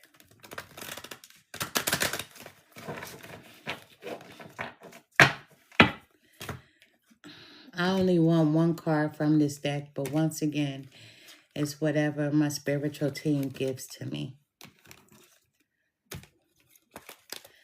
Spirit guides, help me to deliver the most accurate message that I possibly can for the sign of Cancer. Show me what I need to see. Tell me what I need to hear. Thank you. Spirit guides, how do I end this reading for the sign of Cancer? Thank you so much. One card. This is the number 11. I got to put these on now. Excuse me. This is the number 11, Cancer, right? So, prefer to silently observe. You know, we spoke about this earlier. Staying silent. Observe the people around you. You know, there's a Cancer here that may have a fear of expressing their love.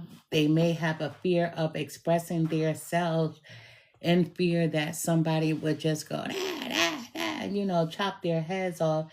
There's a Cancer who has this need to say something, but they would just rather stay silent. So that's what the number 11 is representing here. You know, the number 11 is a message, as I explained to each and every person, that every number is an angel number. But the number 11 is a message from the angels concerning your soul mission or greater life purpose. So when the angels send you messages containing this master number 11, they're sending you inspiration. They are encouraging you. This is encouragement to develop your abilities in ways that will help all of humanity. So how do you start with doing that? By speaking up for yourself. Cancer, angel number 11 symbolizes the principles of spiritual enlightenment and awakening. And this is a reminder from your angels that we have all come to this physical world from the realm of spirit. So if the angel number 1 is about, how can I say, if the angel number 1 is about leadership, as we saw that there's a Cancer that is a natural born leader.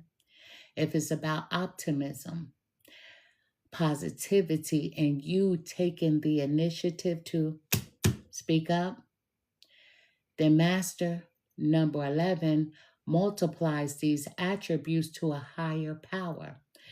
The number 11 represents a transmutation of your personal power.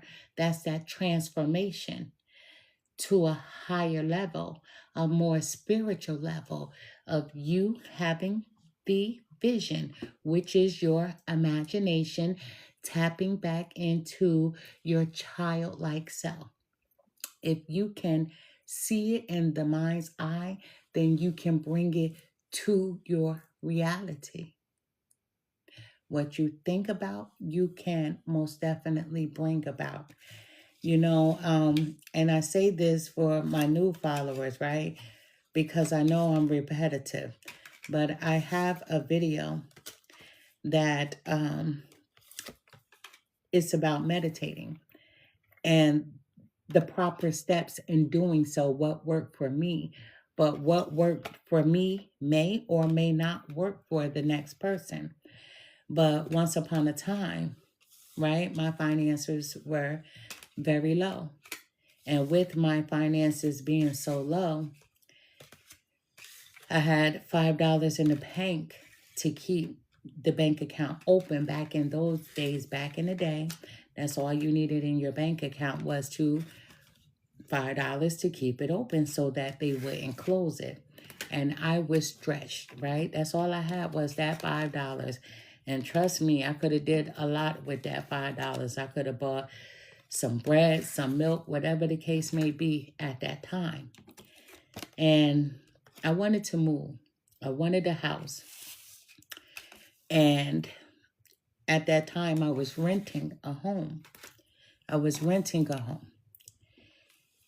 had sold my home. I purchased some land.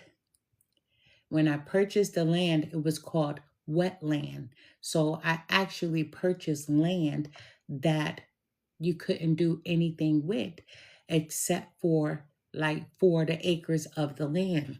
However, the 4 of the acres where the land was dry, I didn't want to do anything in that area of the land.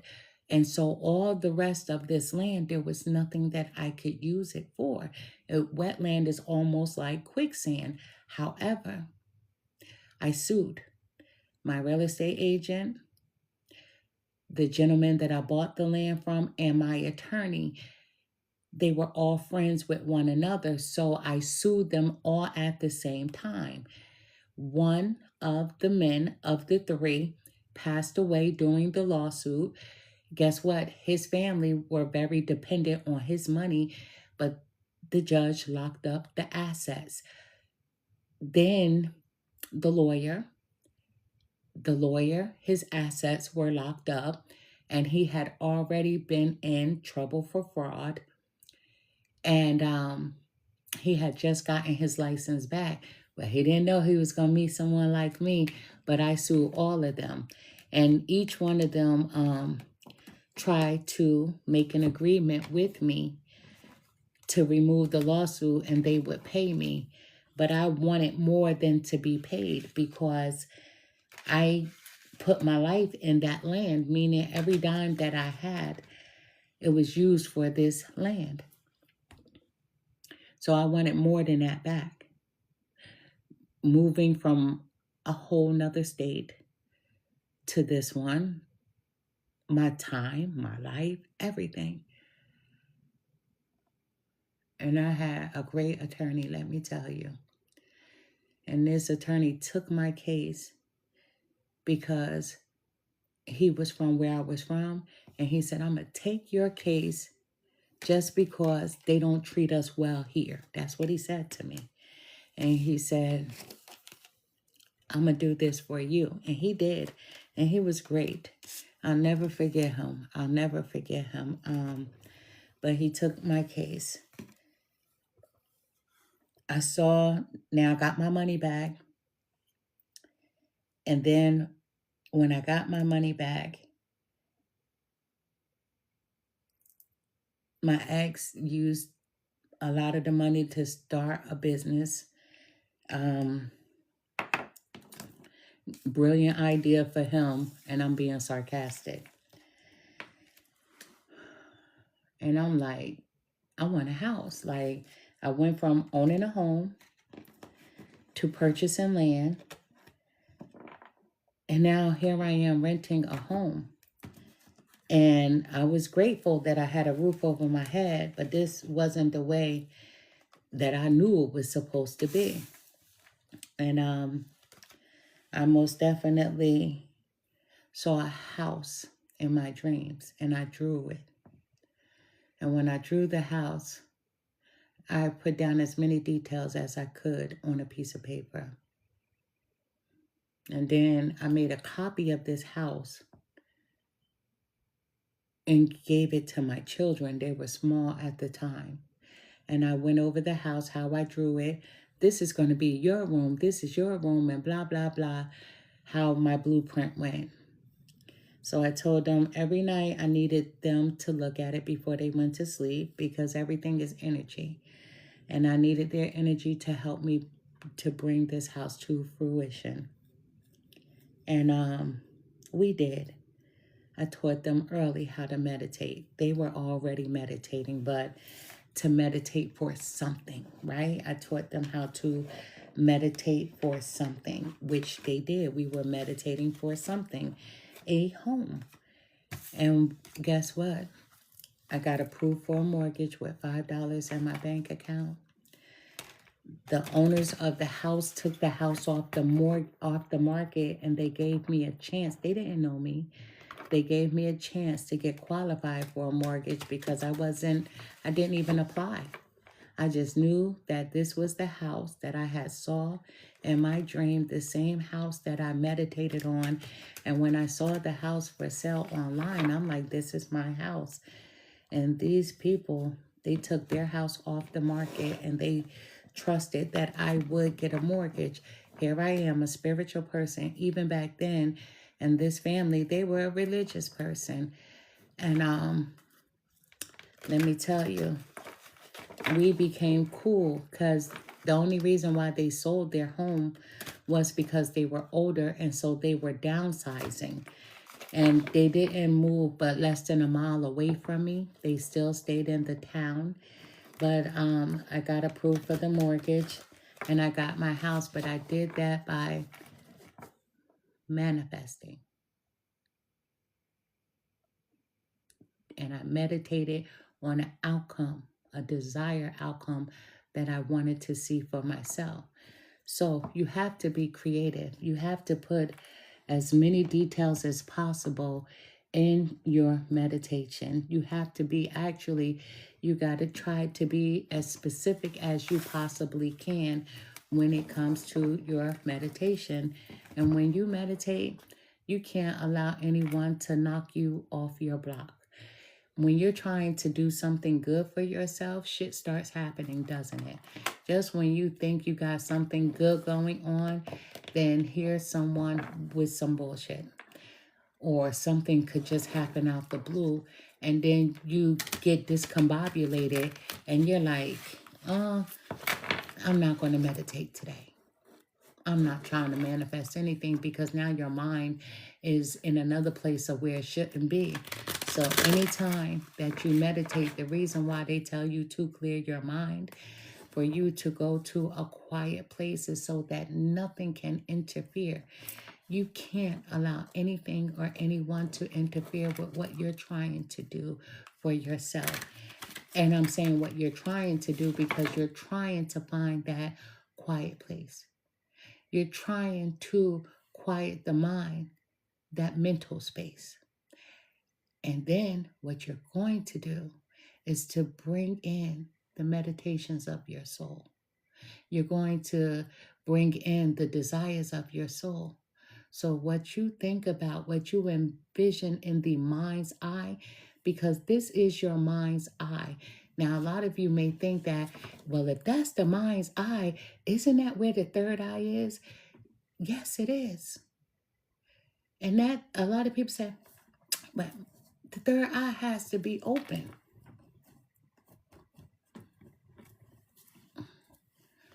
The third eye has to be open for you to meditate. See, the third eye opens when you become awakened to who you are, to that abracadabra moment.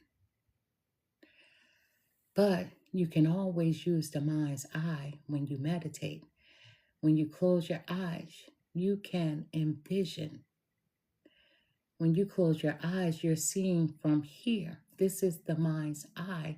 This is the third eye that you can use. Even if it's closed to the outside world, you have to learn how to manipulate your energy because the energy connects to whomever you pray to, and that's the source.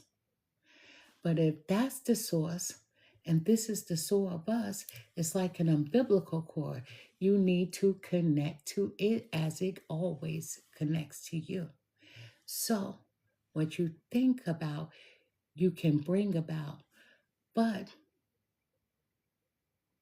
it's between you and whomever you meditate to or whomever you pray to. And that's how you bring it to pass. But I have a video on what I told you, more detailed, but I did that about a year ago. But you will have to look through, and it's called How to manifest your desired outcome, and it takes you step by step on how I got it done. But I am Empress Real One. This was a Cancer reading. Cancers, that money coming in. When that money come in, book a reading with me. Haven't had any complaints. But thank you. Welcome back. Thank you for the gifts. I'm truly grateful. Thank you. I look tired, right? But thank you for the gifts. Thank you for your time. Thank you to the new followers. I see you. I'm truly grateful. Thank you for helping the channel to grow. Everyone that follows me here, I saw a lot of you came over on my YouTube platform. Thank you so much. I'm truly grateful to each and every one of you. When I started these platforms, and I'll say it again, I wanted to be a helpmate. And for many years, people kept saying, you need to join social media. You need to do it up there. And I'm like, I'm not doing that. And then I did that, right? And I did that. And social media has been like high school, right? Because up here, I do tarot readings. And there's a world of tarot readers. There are a world of psychics. There are a world of mediums, right? And I'm being pleasant by saying that because we have some ones who are authentic and we have some ones who are not authentic. However, in creating my space, I have a lot of people who have been loyal to me, and you've sent me videos of people copying what I say word for word, right? Plagiarism. But I always say, I'm going to let my spiritual team deal with that. I promise you. So I didn't know joining these platforms was going to be like high school, where people want to copycat, like monkey see, monkey do. But I don't live in a zoo. I'm not a part of anyone's circus. So I have never collaborated with anyone. I started this TikTok with one person, and every once in a while you'll see her up here, but she stuck with me all the way through on TikTok. I started YouTube first, and then from YouTube I started Instagram, but I don't give that much attention to Instagram. And then back and forth, TikTok, YouTube. And the numbers on YouTube, they're growing. So I'm truly grateful for that, right? And people think that when you are a small fish in the pond, that no one won't see you. But people see you because people send me your videos of you copying me, mimicking me, right? And it's a shame because I don't follow anyone. When I started with my channels, right, I wanted to see how things were. So there were a couple of people that I saw, and one I wrote because I'm like, she just needs a little help, darn it. And a part of me wanted to help. And then a part of me like, nah, because when I watched like 4 of her readings, and 3 of them she lied on. So I'm like, I'm not going to help her. I'm not going to do it. And I regretted reaching out to her because I did want to help her. Because her first 2 videos made me laugh. But when we got down to the end of the reading, I'm like, yo, this bitch is lying. Like, yo, this is like, I can't do that. And when it comes to the spiritual world, it's about you helping one. We learn from each other. We grow from one another. But we don't take from one another either.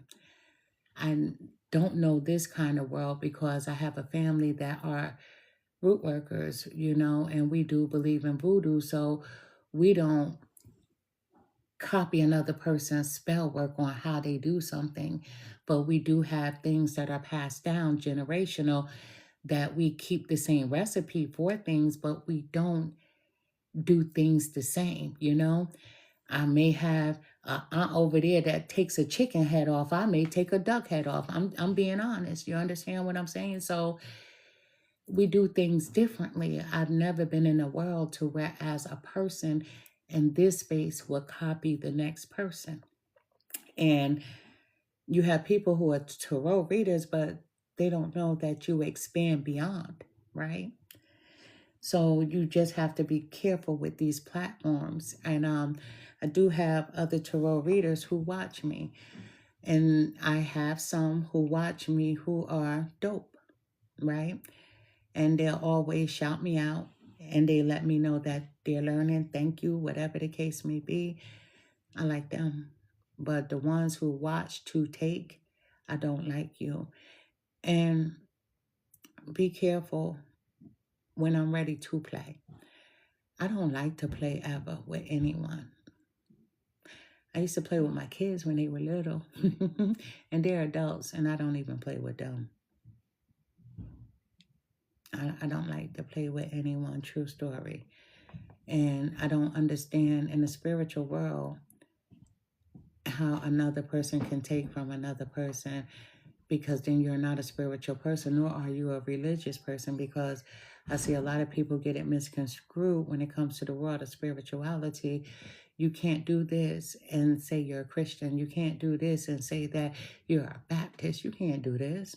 This root work. And what do you think tarot cards are? These are just like damn Ouija boards. Like, seriously. They're just on paper. So how do some people get to really read and they're authentic and they connect? And then some that sit up there and make up stories like they're on Lifetime because they don't connect. And so they have to make up stories and then they got to copy. This is real life for me. I don't know what it is for anyone else, but it's real life for me. You know? But once again, thank you to each and every person that has followed me from here and you found me here and then you went to YouTube. Thank you, because you're helping the numbers to grow. Thank you to everyone that's been riding with me and to people that found me, like the young lady, Queen Raya, who found me last night and my camera cut off. You know, I'm the worst person with charging things, so my camera cut off. And when it cut off, I ate some of my daughter's birthday cake, sat back and watched this show, Young and Rich in Africa. I liked it a lot. Yes, I did. I liked it a lot. And I'm like, Young, Rich in Africa, a lot of their clothes I saw on Shein. A lot of their clothes I saw in other spaces that I'm not going to say. And I'm like, if this is Young and Rich in Africa, shit, I'm young and rich over here. Right? But nah, they looked amazing. I really liked the show. I really liked the show. It was wild. They were wild. They not even friends. They backstabbers. That's why I stay away from people. But if you never caught this show, I'm watching it new. You know, it's been on. And they have already had 3 seasons already. So I'm just jumping into it. And I like it, right? It's something fun to watch. Man, I was episode after episode. I couldn't stop watching it. And I'm like, that's why I had no friends, because they all stab each other in the back. But I liked the show. It was something refreshing. No fighting physically, no physical fights. They were able to use their words without trying to assault, right? It was dope. It was dope. And they could dress their booties off. You know, they were sexy. And a lot of their clothing, not only did it come from Shein, which they mixed it up, but a lot of their designers over there, man, let me tell you, they had it going on, right? But I enjoyed the show. I'm about to watch it in a few minutes. But everyone, thank you. Helping the channel to grow. Thank you for rocking with me. I'm truly grateful, because without you helping the channel to grow, I wouldn't even have these platforms. When I had the one person, every time that I got online, she would get online, and she stayed there every sign from Aries to Pisces. She would just stay. And I'm like, yo, this is dope. So I kept going because every time I logged on, she would log on. And that was special because she rocked with me. And then next thing you know, another person and another person. And it was one night, I had only been up here maybe for about 2 weeks. And that night I wasn't going to do a reading. And Spirit said, go to your desk right now. And I was like, I don't even know what I want to do a reading about, what sign. Spirit said, no sign. Spirit said, somebody stole something from someone. I'm not even going to get into the specifics. And it was late night. And my daughter said, Mom, what are you doing? I said, I'm about to do a reading. She's like, it's midnight. I said, I'm about to do a reading. Spirit told me and I have to obey. Then this lady, honestly, she was like, do you have Cash App? I'm like, yeah. She was like, I don't even know why I'm on here this late. She said, something told me to come. I said, me too. And she said, do you know you just read my whole life? And she said, every word. And I was like, well, shit. And so we were told to come at the same time. So I thought that was a dope experience. That was a dope experience. I obeyed, she obeyed. She said, I wasn't even going to get online tonight. I said, me either. And especially at this time. And that was dope. And she was like, I have to send you a blessing. She said, because you just told me everything that happened, what I just went through and what I'm experiencing right now. She said, you just read my whole life story. And that night, it was only she and I. Once again, it was she and I on online on TikTok. So I stayed. Now, I got 3 followers. And I stayed. And I just kept rocking it. And so you guys just allowed me to hit 3,000. And a lot of people was like, let TikTok go. And then I heard it was a thing between TikTok and YouTube. And I'm like, I'm too grown for that. Like, I don't join the crowd. So whatever the thing was, I'm not a part.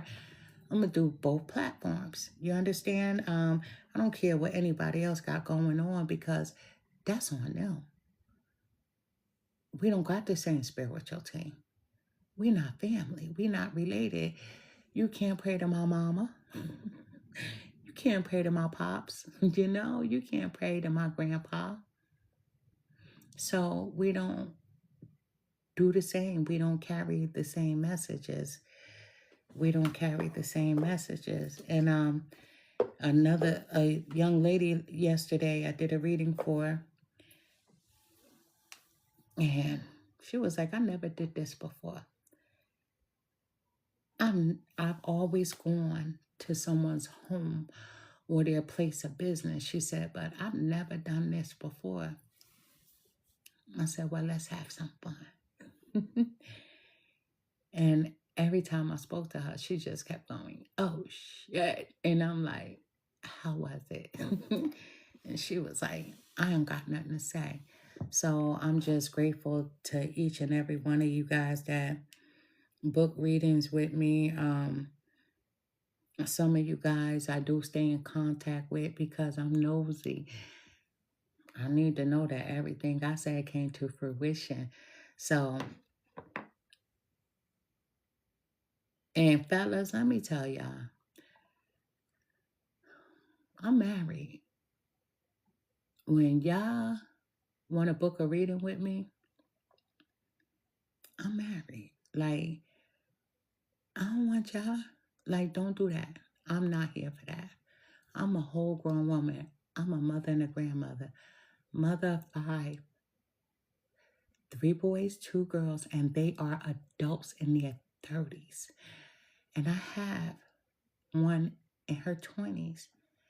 And yes, I was a teen mom, and I'm 52. I am a grandma.